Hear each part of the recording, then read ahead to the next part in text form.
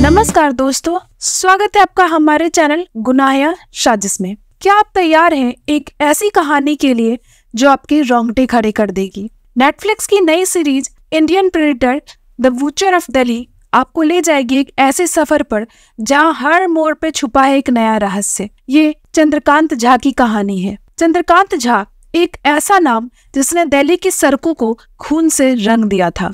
2003 और 2007 के बीच चंद्रकांत झा ने न जाने कितने निर्दोष लोगों की निर्मम हत्या कर दी थी और उनके सिर काटकर तिहाड़ जेल के बाहर फेंक दिए। हर बार एक चुनौतीपूर्ण नोट के साथ पुलिस को चिढ़ाते हुए कि क्या वे उसे पकड़ पाएंगे। तैयार हो जाइए क्योंकि यह कहानी आपको बांधे रखेगी। क्या आप इस रहस्य को सुलझाने के लिए तैयार हैं? इस कहानी को शुरू करने से पहले अगर आपने गुनाह या साजिश चैनल को अब तक सब्सक्राइब नहीं किया है तो सब्सक्राइब कर लीजिए और बेल आइकन भी दबा लीजिए ताकि जब भी मैं कोई नई वीडियो डालूं उसका अपडेट सबसे पहले आपको मिल जाए। नवंबर 2003 का वह टाइम तिहाड़ जेल में काम करने वाले पुलिस वालों को बहुत अच्छे तरीके से याद रहने वाला था, क्योंकि उस दिन तिहाड़ जेल के गेट नंबर 1 के बाहर उन्हें प्लास्टिक में लिपटी हुई एक लाश मिली थी। लाश के साथ साथ खूनी ने पुलिस वालों के लिए एक चिट्ठी भी छोड़ी थी जिसमें ये साफ साफ लिखा हुआ था कि मैं दिल्ली पुलिस के आगे ऐसे और भी गिफ्ट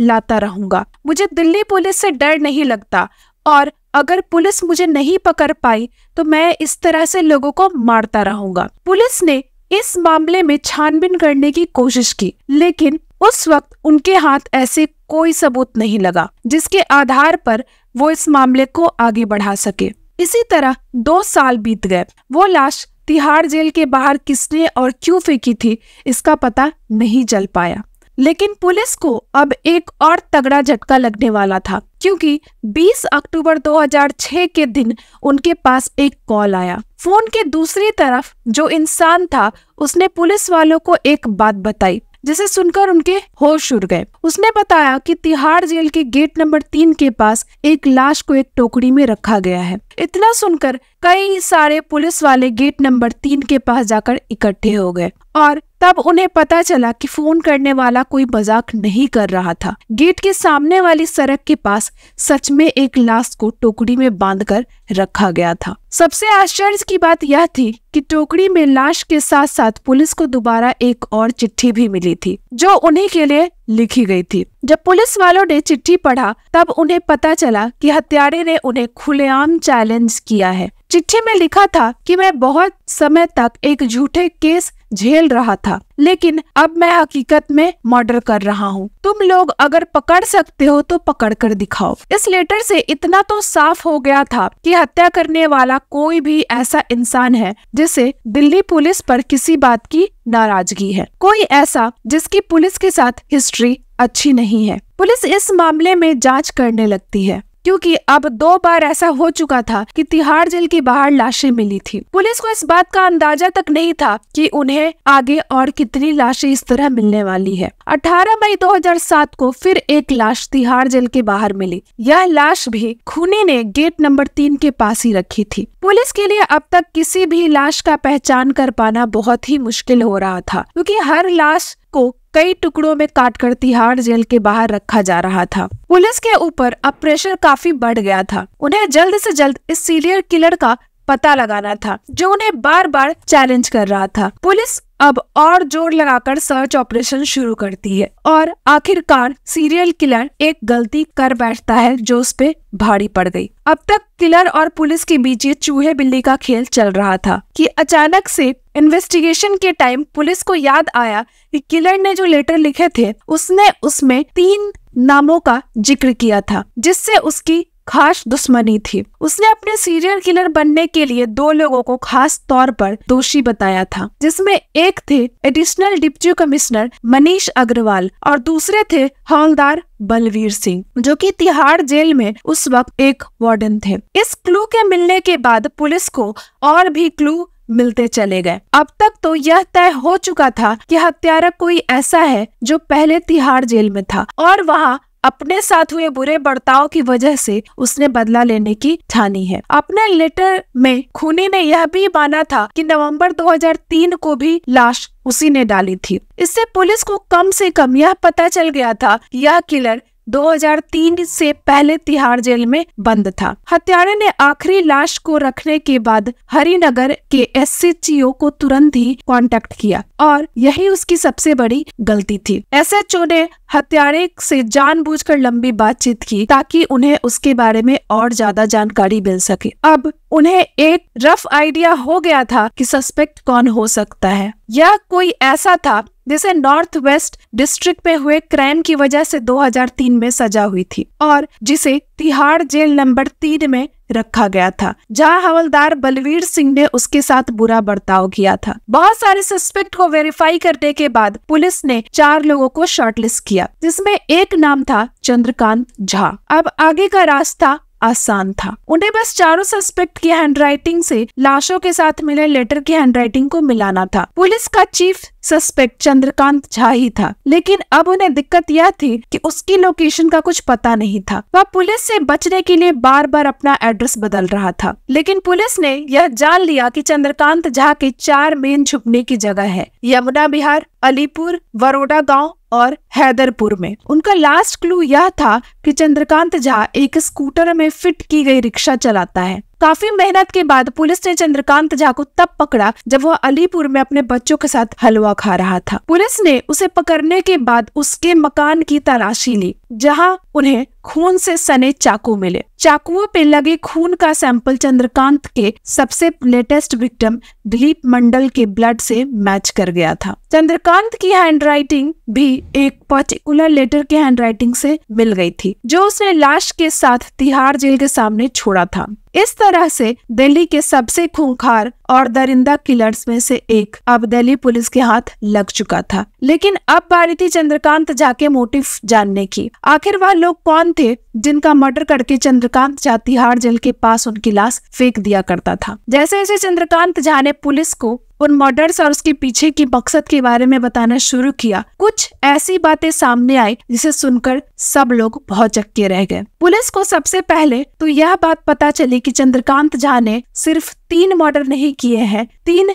लाशें तो सिर्फ तिहाड़ जेल के पास ही मिली थी, लेकिन उसके अलावा उसने कुछ और लोगों को भी मारा था। इनमें से एक की लाश उसने मुखलमेरपुर के सिविज ट्रेन के पास 2003 में फेंका था। उसका एक और शिकार मंगोलपुर नॉर्थ वेस्ट दिल्ली के पास एक सुलभ शौचालय के पास मिला था। चंद्रकांत झा ने एक विक्टिम की लाश तो टुकड़े टुकड़े करके उन टुकड़ों को दिल्ली के 30 हजारी कोर्ट से लेकर बाकी जगहों पे फैलाया था। इन सब में सबसे हैरान कर देने वाली बात यह थी, यह सभी विक्टिम या तो चंद्रकांत झा के दोस्त थे या फिर उनके साथ काम करते थे। आखिर चंद्रकांत झा अपने साथियों को ही इस तरह मारकर पुलिस को परेशान क्यों कर रहा था? इसके लिए चंद्रकांत झा की पीछे की कहानी को जानना बहुत जरूरी होगा। चंद्रकांत झा गोसाई गांव की मिडिल क्लास फैमिली से था। उसके पिता राधेकांत झा इरिगेशन डिपार्टमेंट में काम करते थे और माँ चंपा देवी एक स्कूल टीचर थी। आपको यह जानकर काफी हैरानी हो सकती है कि चंद्रकांत झा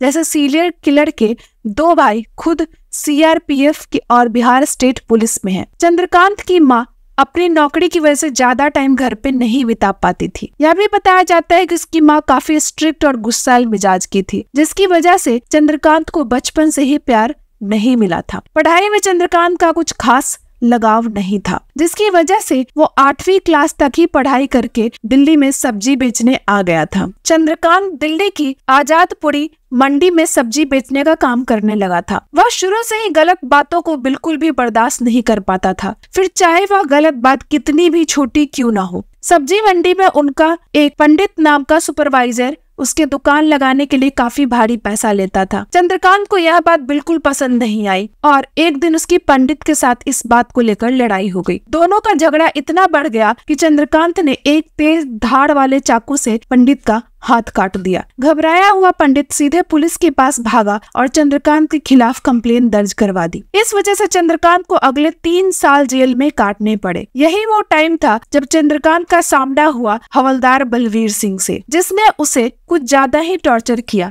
बलवीर सिंह अक्सर बाकी कैदियों के सामने चंद्रकांत के सारे कपड़े उतरवा देता और बुरी तरह उसे पीटता था। चंद्रकांत को बलवीर सिंह की वजह से जेल में काफी बेइज्जती का सामना करना पड़ा था। जेल से निकलने के बाद चंद्रकांत पूरी तरह बदल चुका था। वो पुलिस से और सिस्टम से बदला लेने के बारे में सोचा करता था। चंद्रकांत पहले एक बहुत ही सेंसिटिव इंसान हुआ करता था जो बिहार से आई बाकी लोगों की मदद करता, लेकिन अब वह बहुत ही वायलेंट इंसान बन गया था। इसी बीच चंद्रकांत की शादी भी हुई, जिसके बाद उसके कुल 5 बच्चे हुए, लेकिन उसने अपनी बीवी और बच्चों को अपने साथ नहीं रखा। उसे डर था कि पुलिस आकर उसके बीवी बच्चों को भी परेशान करेगी। चंद्रकांत अब भी बिहार से आए लोगों से दोस्ती करके उनकी मदद करता, लेकिन उसे ऐसे लोगों से सख्त नफरत हो जाती जो उसे थोड़ा सा भी झूठ बोलते या जिनका बर्ताव उसके हिसाब से अच्छा नहीं था। चंद्रकांत का पहला शिकार पंडित था, वही पंडित जिससे उसका झगड़ा हुआ था। पंडित के कत्ल के बाद पुलिस ने उसे वापस अरेस्ट किया, लेकिन कोई ठोस सबूत न मिलने की वजह से वह छूट गया।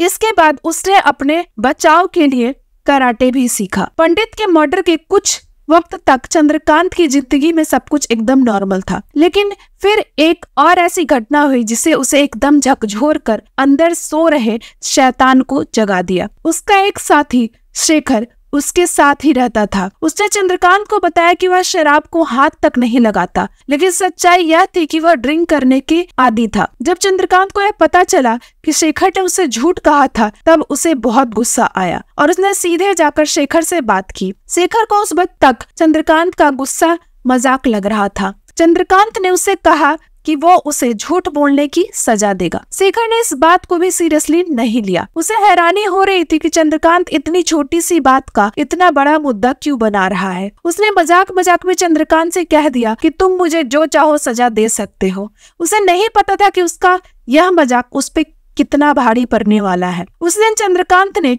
शेखर का गला घोटकर उसकी हत्या कर दी। जब उसने शेखर की लाश को देखा, उसे बिल्कुल भी बुरा नहीं लगा, उल्टा उसे यह हत्या उसका वर्क ऑफ आर्ट लगी और उसने अपने कैमरे से शेखर की लाश की फोटो भी ली। इसके बाद उसने बॉडी को सीवेज ट्रेन में ले जाकर फेंक दिया। यह चंद्रकांत का दूसरा नोन मर्डर था। तीसरा खून उसने किया था उमेश का, जिसकी नौकरी उसने लगवाई थी। वह बस उमेश की किसी बात पर झूठ बोलने की वजह से बुरी तरह गुस्सा हो गया और उसकी हत्या कर दी। इस बार चंद्रकांत एक स्टेप और आगे गया। उसने उमेश को मारने के बाद लाश के टुकड़े भी किए। उमेश की ही लाश थी जिसे उसने सबसे पहले तिहाड़ जेल के गेट नंबर 1 के पास चिट्ठी के साथ छोड़ी थी। उसके बाद चंद्रकांत 2 साल तक एकदम शांत रहा, लेकिन फिर 2005 में उसने गुड्डू नाम के एक इंसान की हत्या सिर्फ इसलिए कर दी क्योंकि उसे गुड्डू का गांजा पीना पसंद नहीं था। गुड्डू की लाश मंगोलपुरी के एक सुलभ शौचालय के पास मिली थी। 2006 में चंद्रकांत झा ने अमित मंडल नाम के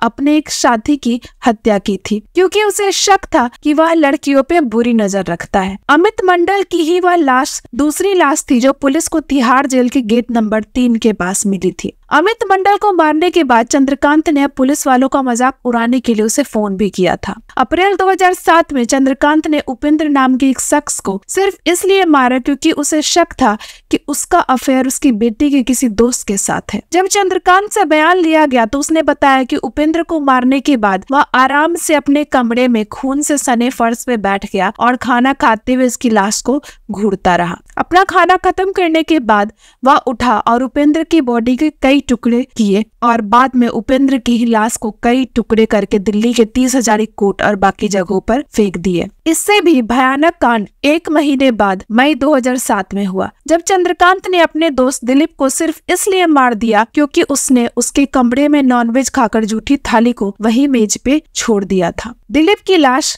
वह तीसरी लाश थी जिसे चंद्रकांत ने तिहाड़ जेल की बाउंड्री के पास छोड़ा था। यह सिर्फ वो मर्डर्स है जिसके बारे में पब्लिक डोमेन पे इंफॉर्मेशन अवेलेबल है। चंद्रकांत के गांव वालों के हिसाब से तो उसने और भी कई सारे खून किए हैं। गोसाई गांव जहां चंद्रकांत का बचपन बीता है, वहां के लोग आज भी उसके खौफ में जीते हैं। चंद्रकांत के केस में सबसे खास बात यह थी कि किसी भी मर्डर की वजह बहुत बड़ी नहीं थी। उसने बहुत ही छोटी छोटी बातों के लिए अपने दोस्तों का खून कर दिया। ऐसी ही बात जिससे हमें अपने नॉर्मल लाइफ में लोगों को इग्नोर करके आगे बढ़ जाते हैं। चंद्रकांत ने अपने एक कमरे वाले मामूली से घर में इतनी भयानक हत्याएं की, उनकी लाशों की फोटो भी ली और मारने के बाद वहीं बैठकर खाना भी खाया। यह सारी साइकोपैथ की निशानी है और इससे यह पता चलता है कि वह कितना खतरनाक और दिमाग से बीमार इंसान था। चंद्रकांत ने किन किन लोगों का खून किया इसका पता तो फिर भी बहुत से लोगों को है, लेकिन उसकी हाथ से बचने वाले लोग बहुत कम हैं। इन्हीं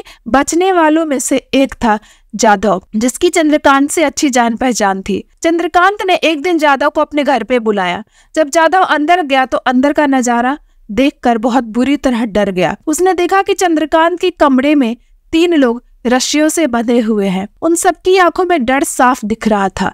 चंद्रकांत ने जाधव से कहा कि उसे इन तीनों को मारने के लिए उसकी मदद चाहिए। जाधव ने पहले पूरी तरह से घबरा गया, फिर उसके बाद उसे समझ में आ गया कि अगर उसने चंद्रकांत की बात नहीं मानी तो उसका भी हाल यही इन्हीं तीनों की तरह होने वाला है। जाधव के दिमाग में तब एक आइडिया आया। उसने उससे कहा कि बहुत भूख लगी है और जब चंद्रकांत की मदद वह तभी कर पाएगा जब उसे खाना मिलेगा।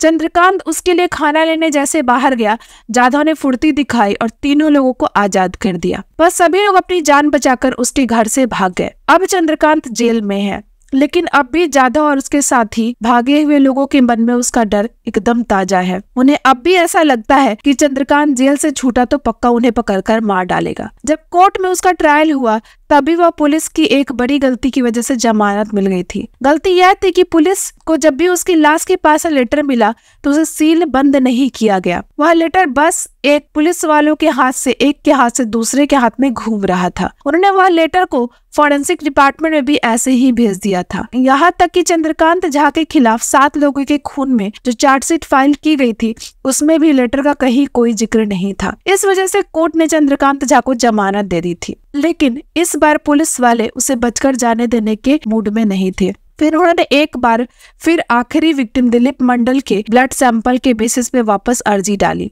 अदालत को भी यह एविडेंस काफी ठोस लगा और उन्हें चंद्रकांत झा की जमानत को खारिज करके 7 मर्डर का उसके ऊपर मुकदमा चलाया। 5 फरवरी 2013 को लोअर कोर्ट ने चंद्रकांत झा को फांसी और उम्र कैद की सजा सुनाई थी, लेकिन बाद में यह मामला ऊपरी अदालत में पहुंचा, तब उसकी सजा को पूरी तरीके से उम्र कैद में बदल दिया गया। अब चंद्रकांत झा उसी तिहाड़ जेल के अंदर है, जिसके बाहर कभी वो लाशें फेंका करता था। दोस्तों, तो आपको क्या लगता है, यह सजा क्या चंद्रकांत झा के लिए काफी थी? क्या ऐसे हैवान के लिए बस इतनी ही सजा काफी थी? आपकी जो भी राय है हमें कमेंट करके अवश्य बताइए। अगर आपको हमारी मेहनत पसंद आ रही है तो वीडियो को लाइक करें, शेयर करें और चैनल को सब्सक्राइब करें। मैं आपको फिर मिलूंगी नई घटना के साथ, तब तक के लिए धन्यवाद।